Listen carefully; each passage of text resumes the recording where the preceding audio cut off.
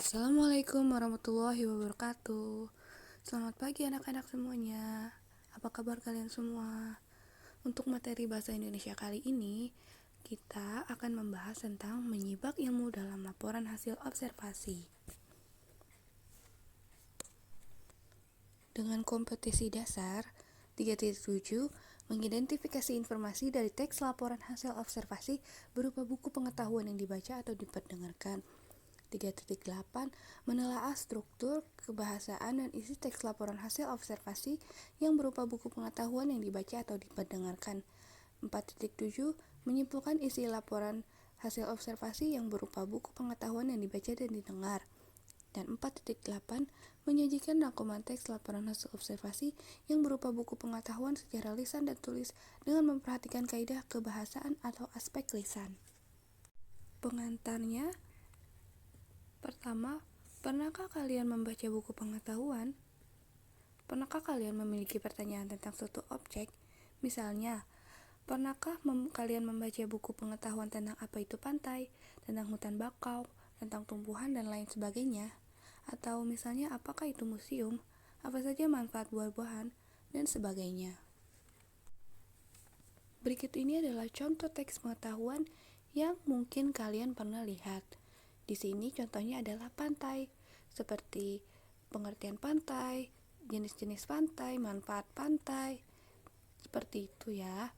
Pasti kalian pernah lihat kan teks seperti ini.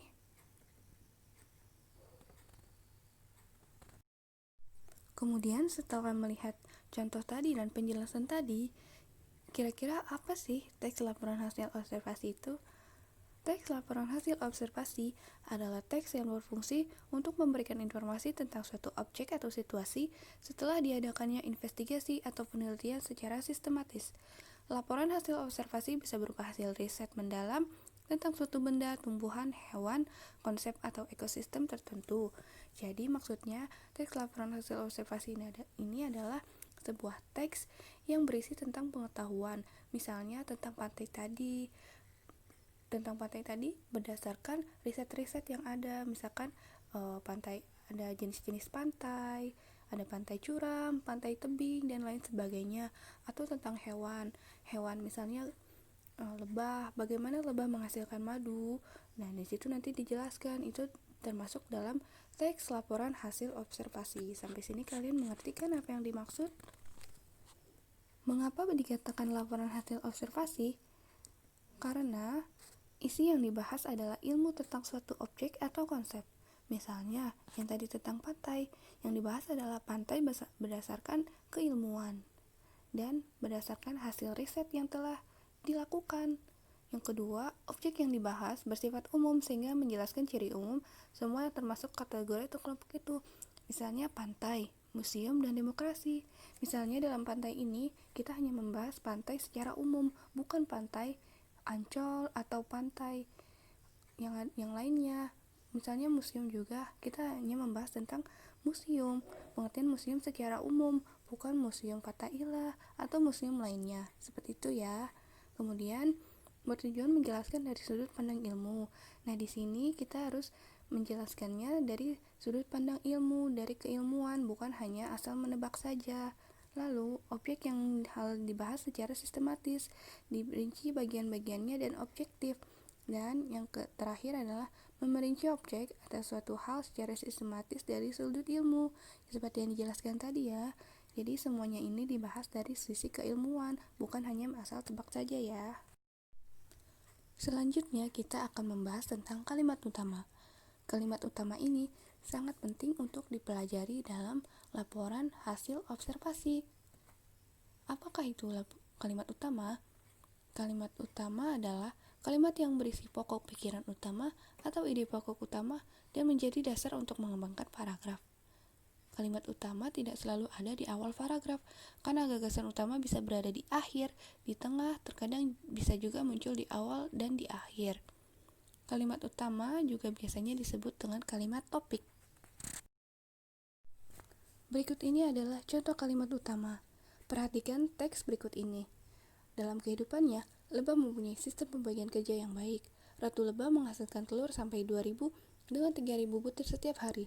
Lebah pekerja bertugas mengangkut air, serbuk sari bunga, mengangkut sari madu, dan sebagainya. Sedangkan lebah jantan bertugas mencari tempat-tempat yang banyak mengandung sari madu. Nah, dalam teks ini, kita bisa melihat yang dibahas adalah tentang sistem pembagian kerja lebah. Jadi, kalimat utamanya berada di awal. Di sini dijelaskan dalam kehidupannya lebah mempunyai sistem pembagian kerja yang baik. Seperti itu ya. Kalian paham kan maksudnya? Setelah kalimat utama, adanya gagasan utama. Gagasan utama adalah ide dasar atau inti pembahasan yang tertulis dalam paragraf. Gagasan utama dibagi menjadi dua cara, yaitu 1. Ringkasan kalimat utama. Dalam kehidupannya, lebah mempunyai sistem kerja yang baik. Maka gagasan utamanya adalah sistem kerja lebah yang baik. Yang kedua, ditulis sama persis seperti kalimat utama. Sistem pembagian kerja lebah yang baik. Lalu berikutnya adalah kita akan mempelajari tentang struktur teks hasil observasi. Strukturnya yang pertama adalah berisi pernyataan umum, yaitu tentang klasifikasi dan definisi. Yang kedua, deskripsi bagian. Dan yang terakhir adalah simpulan. Simpulan ini boleh ada dan boleh tidak ya. Kemudian, di sini saya akan membahas satu persatu struktur tersebut. Yang pertama adalah pernyataan umum atau klasifikasi umum atau definisi umum. Pernyataan umum berisi informasi umum, seperti nama, asal-usul, kelas, informasi tambahan tentang apa yang dilaporkan. Misalnya, dalam pantai, kita membahas tentang pantai.